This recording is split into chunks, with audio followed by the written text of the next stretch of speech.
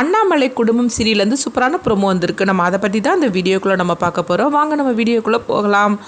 அண்ணாமலைக்கு தண்டபாணி ஃபோன் பண்ணவும் உடனே அந்த இடத்துக்கு வராங்க. வந்ததுமே எதுக்காக எனக்கு ஃபோன் பண்ண அப்படிங்கும்போது உன் பையன் உயிரோட வேணும்னா அதுக்காக தான் நான் ஃபோன் பண்ணேன் அப்படின்னு சொல்லவும் இது கிட்டதுமே அண்ணாமலை அதிர்ச்சி அடைகிறாங்க. அடுத்ததை பார்த்தோம்னா உடனே உனக்கு என்ன வேணும்னு சொல்லி கேட்கும்போது உன்னுடைய சொத்து எல்லாமே என் பேருக்கு வரணும், அதாவது உன்னுடைய பிஸ்னஸில் உள்ள எல்லாமே என் பேருக்கு வரணும், இதில் ஒரு கையெழுத்து போட்டு கூட அப்படிங்கவும் அப்போ அண்ணாமலை சிரிக்கிறாங்க.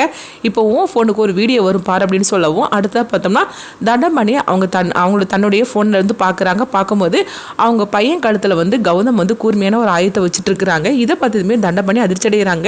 என்ன அண்ணாமலை அப்படிங்கும்போது என்ன உனக்கே இந்த அளவுக்கு நீ பண்ணினேன்னா அப்போ எனக்கு இருக்கிறதுக்கு நான் எந்த அளவுக்கு பண்ணுவேன்னு சொல்லி உனக்கு கொஞ்சம் கூட நினைப்பவே இல்லையா? நீங்கள் அப்பாவும் பையனும் இப்போ தான் உள்ளேருந்தே வெளியே வந்திருக்கிறீங்க. வந்ததுமே உங்கள் விளையாட்டு ஆரம்பிச்சிட்டிங்களா?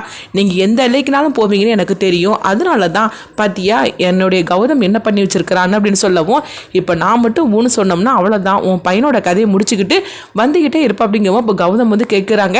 சித்தி கதையை முடிச்சுட்டுமான்னு சொல்லி கேட்கும்போது கௌதம் கொஞ்சம் அவசரப்படாது அமைதியார் அப்படின்னு சொல்லிட்டு இருக்கவும் உடனே தண்டபாணி சொல்கிறாங்க. இப்போ உனக்கு என்ன வேணும் அப்படிங்கும்போது என் பையன் 10 நிமிஷத்துல இந்த இடத்துக்கு வந்தாகணும். இப்போமே 2 நிமிஷம் முடிஞ்சு போச்சுது, மிச்சம் இருக்கிறது 8 நிமிஷம் தான், அதுக்குள்ளேயும் என் பையன் இந்த இடத்துக்கு வந்தாகணும். அப்படி இல்லைன்னு வச்சுக்கேன் உன் பையனோட கதையை நான் முடிச்சுட்டு என் பையனை எப்படி காப்பாற்றணும்னு எனக்கு தெரியும் அப்படின்னு சொல்லவும் உடனே தண்டபாணி அப்படிலாம் எதுவும் செஞ்சிடாத, இப்போமே நான் உன் பையனை போய் காப்பாற்றி அழைச்சிட்டு வரேன்னு சொல்லிட்டு அவங்க போகிறாங்க.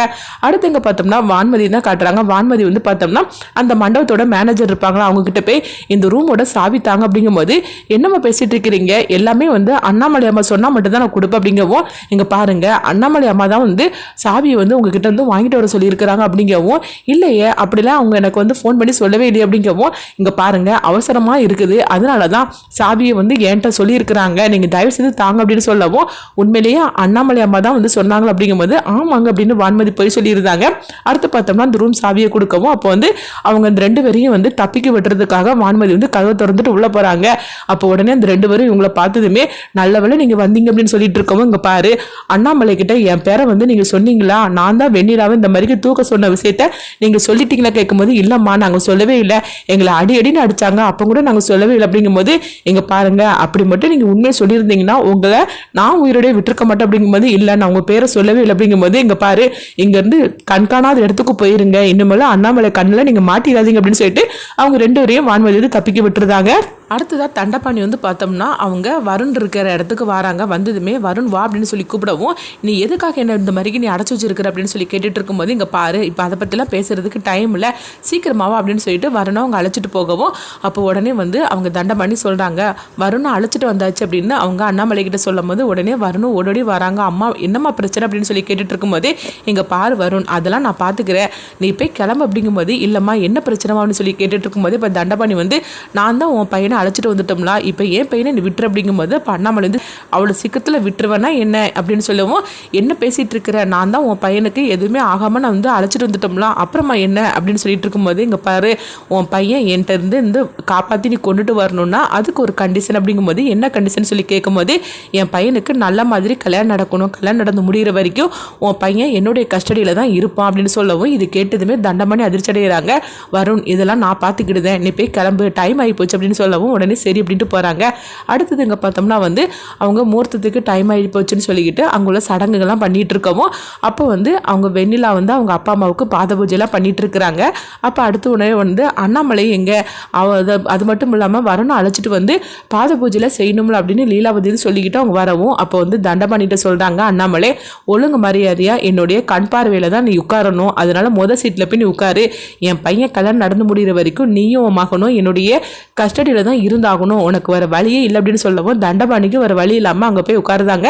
அப்போ லீலாவதி பார்க்குறாங்க. அப்போ அவங்க கணவர்கிட்ட சொல்கிறாங்க தண்டபாணி எதுக்காக அங்கே வந்திருக்கிற அப்படிங்கும்போது தெரியலையே அண்ணாமலை ஏதாவது ஐடியா பண்ணியிருப்பா அப்படின்னு சொல்லிட்டு இருக்கவும் அடுத்த பார்த்தோம்னா அவங்க வருணை தான் காட்டுறாங்க. அப்போ வருண் சீக்கிரம் கிளம்பி வா அப்படிங்கும்போது வருண் சரின்னு சொல்லிட்டு அவங்க ரூமுக்கு போகவும் அப்போ அவங்களுடைய ஃப்ரெண்டு வராங்க, வருணோட ஃப்ரெண்டு. அப்போ வருண்கிட்ட சொல்கிறாங்க வருண் இப்போ நீ என்ன முடிவு எடுத்து வச்சிருக்கிற, நீ சாரா காலத்தில் தாலி கட்டணும்னு தானே நான் உன்னை அழைச்சிட்டு போனேன், என்ன நம்ம நடந்து போச்சுது, நீ எங்கே தான் போயிட்டு அப்படிங்கும்போது இங்கே பாருங்க என்னென்னமோ பிரச்சனை நடந்து போச்சு அப்படின்னு சொல்லவும், நான் எப்படியாவது இந்த சாரா கழுத்தில் தாலி கட்டணும்னு சொல்லிட்டு போகல, சாராவை எப்படியாவது சமாதானப்படுத்தி அம்மாட்ட வந்து எப்படியாவது வந்து அவங்களுடைய அனுமதி வாங்கினதுக்கு அப்புறமா தான் சாரா கழுத்தில் நான் தாலி கட்டணும்னு சொல்லி நினைச்சேன். ஆனால் வேற என்னமோ நடந்துச்சு அப்படிங்கும்போது இங்கே பாரு, இப்போ உள்ள நிலைமையில நீ வந்து உங்க அம்மா கிட்ட அனுமதியெல்லாம் கேட்கறதுக்கு டைம் கிடையாது.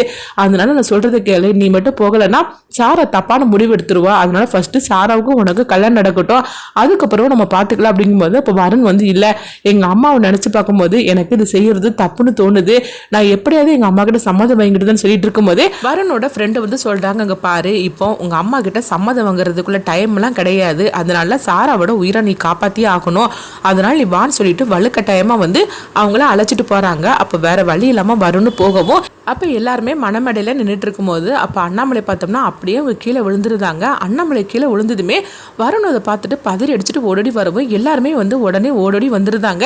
ஐயோ அண்ணாமலைக்கு என்னாச்சு தெரியலன்னு சொல்லிட்டு இருக்கும்போது எல்லாரும் அண்ணாமலைன்னு சொல்லி வந்து கூப்பிட்டுட்டே இருக்கிறாங்க. ஆனால் அண்ணாமலை வந்து கீழே விழுந்து தூங்கின மாதிரி இருக்கவும் அடுத்ததான் வருண் ஓடடி வந்து அம்மான்னு சொல்லிட்டு அவங்க வந்து அண்ணாமலையை அப்படியே தூக்கிட்டு இருந்தாங்க ஹாஸ்பிட்டலுக்கு கூட்டிட்டு போகிறதுக்காக.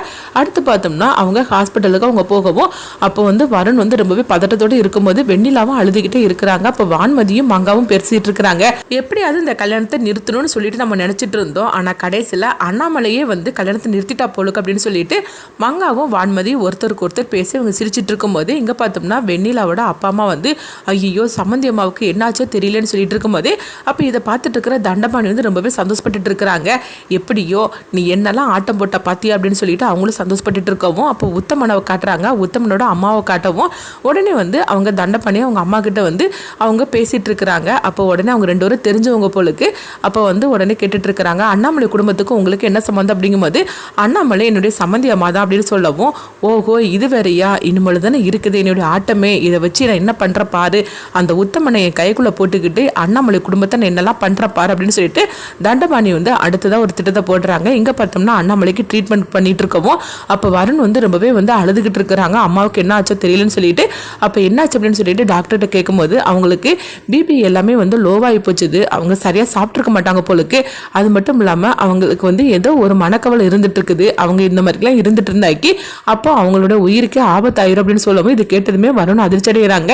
என்னங்க சொல்லிட்டு இருக்கிறீங்க அப்படிங்கும்போது ஆமா அவங்களுக்கு ஏதாவது வந்து அதிர்ச்சியான தகவலா சொல்லிட்டு இருக்காதீங்க, அது மட்டும் இல்லாம அவங்களுக்கு ரொம்பவே வந்து ஏதோ நினைச்சு அவங்க திங்க் பண்ணிட்டே இருக்கிறாங்க போலுக்கு, அதனாலதான் இந்த மாதிரி நடந்திருக்குது அப்படின்னு சொல்லவும் இது கேட்டதுமே வருண் அதிர்ச்சி அடைகிறாங்க. அடுத்து பார்த்தோம்னா கொஞ்ச நேரத்தில் அண்ணாமலை கண்முழிச்சிடவும் உடனே அண்ணாமலை வந்து வருண் அப்படின்னு சொல்லி கூப்பிடும் போது அப்போ வருண் வராங்க. அம்மா என்னம்மா ஆச்சு அப்படின்னு சொல்லி அழுதுட்டு இருக்கும்போது எனக்கு ஒன்றும் இல்லை வருண், எதுக்காக இப்போ இங்கே வந்திருக்கிறீங்க, முகூர்த்தத்துக்கு வர டைம் ஆகி போச்சு, நம்ம வாங்க நம்ம போகலாம் அப்படிங்கும்போது அப்போ வருண் வந்து என்ன பண்ணுறதே தெரியல, அம்மாவுக்கு இந்த மாதிரிக்கு ஒரு நிலைமை நடந்து போச்சுது அப்படின்னு சொல்லிட்டு வருணும் வந்து சோகத்தோடு இருக்கும்போது அப்போ கௌதம் வா எனக்கு ஒன்றும் ஆகலை அப்படிங்கும்போது அப்போ டாக்டர்கிட்ட வந்து சொல்லிட்டு இருக்கிறாங்க, எனக்கு ஒன்றும் ஆகலை நான் நல்லா தான் இருக்கிறேன் அப்படிங்கும்போது நான் வீட்டுக்கு போகலாம்லாம், இப்போமே வந்து எனக்கு வந்து டைம் ஆகி போச்சுது முகூர்த்தத்துக்கு, இப்போ இன்னும் இதுக்கு மேலே இங்கே இருக்க வச்சிடாதீங்க அப்படிங்கும்போது இல்லை மேடம் உங்களுக்கு ஒன்றும் ஆகலை, உங்களுக்கு கொடுக்கக்கூடிய ட்ரீட்மெண்ட்லாம் நான் கொடுத்துட்டேன் அப்படின்னு சொல்லிட்டு அப்போ வருண் கிட்ட சொல்கிறாங்க, அம்மாவை பார்த்துக்கோ அப்படின்னு சொல்லும்போது உடனே வருணும் சரி அப்படிங்கிறாங்க. அடுத்து பார்த்தோம்னா வருணோட ஃப்ரெண்டு வந்து சொல்லிட்டு இருக்கிறாங்க, வருண் வா நம்ம சாராவை பார்க்க போகலாம், இப்போ தான் உங்கள் அம்மாவுக்கு குணமாயிடுச்சுல அப்படிங்கும்போது அப்போ வருண் வந்து சொல்கிறாங்க, இல்லை இதுக்கு மேலேயே நான் சாராவை பார்க்க நான் வரமாட்டேன், எங்கள் அம்மாவோட நிலைமையை பார்த்தியா, அவங்களுக்கு இப்போ இந்த கல்யாணம் நடந்தே ஆகணும், அப்படி இல்லைன்னா அவங்கள இந்த மாதிரிக்கு வந்து ஒரு நிலைமையில அந்த திரும்பவும் பாத்திர முடியாது, அதனால அவங்க என்ன ஆசைப்பட்டாங்களோ அதை செஞ்சு குடிக்க போகிற அப்படிங்கும்போது நீ என்ன சொல்லிட்டு இருக்கிற, அப்போ வெண்ணிலா காலத்தில் நீ தாலி கட்ட போறிய அப்படின்னு சொல்லி கேட்கும்போது ஆமாம் நான் வந்து எங்கள் அம்மா என்ன ஆசைப்பட்டாங்களோ அதை செய்ய போகிறேன் அப்படின்னு சொல்லிட்டு வருண் வந்து அவங்க அம்மாவோடய போயிருந்தாங்க. இதை பார்த்துட்டு வருணோட ஃப்ரெண்டு வந்து அதிர்ச்சி அடைகிறாங்க. அடுத்ததை பார்த்தோம்னா அவங்க வருண் அவங்க அதுக்கப்புறமா வந்து வெண்ணிலாவும் மணமேடையில் உட்கார வைக்கவும் அப்போ அண்ணாமலை கிட்ட உங்களுக்கு ஒன்றும் ஆகலையில அப்படின்னு வந்து எல்லாரும் கேட்டுட்டு இருக்கவும் எனக்கு ஒன்றும் ஆகலை அப்படிங்கிறாங்க. அடுத்து பார்த்தோம்னா வெண்ணிலா கழுத்தில் வருண் வந்து தாலி கட்டுறாங்க. அடுத்துதான் அங்கே பார்க்கும்போது அண்ணாமலை தான் கட்டுறாங்க. அண்ணாமலை வந்து ஃப்ளாஷ்பேக்காக ஒரு கதை நினைக்கவும் அப்போ வருண் கிட்ட அவங்க ஃப்ரெண்டு வந்து சாராவோட விஷயத்தை பற்றி பேசிட்டு இருக்கிறாங்க அந்த ரூமில். அப்போ வந்து வருணும் வந்து ஒரு கட்டத்தில் சாராவை பார்க்கறதுக்காக அவங்க கிளம்புறாங்க. இதை அண்ணாமலை வந்து கேட்டுட்டு இருக்கிறாங்க. ஓஹோ இப்போ இந்த நிலைமையில வந்து நீ சாராவை பார்க்கறதுக்காக போறியா, இது நடக்கவே கூடாது, அது மட்டும் இல்லாமல் வெண்ணிலா கழுத்தில் நீ தாலி கட்டி ஆகணும், இதுக்கெல்லாம் வந்து நம்ம என்ன பண்ணணும்னு சொல்லிக்கிட்டு தான் அவங்க இந்த மாதிரிக்கு கீழே விழுந்த மாதிரிக்கு ஒரு நாடகத்தை போடுறாங்க.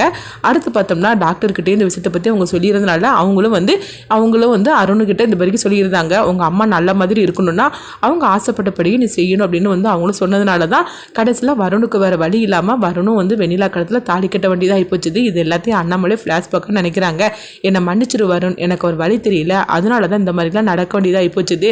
உனக்கும் வெண்ணிலாவுக்கும் நல்ல மாதிரி கல்யாணம் நடக்கணும், வெண்ணிலா நல்ல பொண்ணு, அவளை நம்ம வந்து மிஸ் பண்ணிடக்கூடாது, அதனால தான் நான் இந்த மாதிரிக்கு நான் நடிச்சிட்டேன், என்னை மன்னிச்சிரு அப்படின்னு சொல்லிட்டு அவங்க ஃப்ளாஷ்பேக்காக அண்ணாமலை வந்து அதை நினைக்கிறாங்க. அடுத்ததாக பார்த்தோம்னா வருண் வந்து அவங்க வெண்ணிலாவை வந்து அவங்க வெறுத்துட்டு தான் இருக்கிறாங்க. அண்ணாமலைக்காக தான் வந்து வெண்ணிலா கழுத்தில் தாலி கட்டினாங்களே தவிர கொஞ்சம் கூட அவங்க மனசில் வந்து வெண்ணிலா கிடையாது.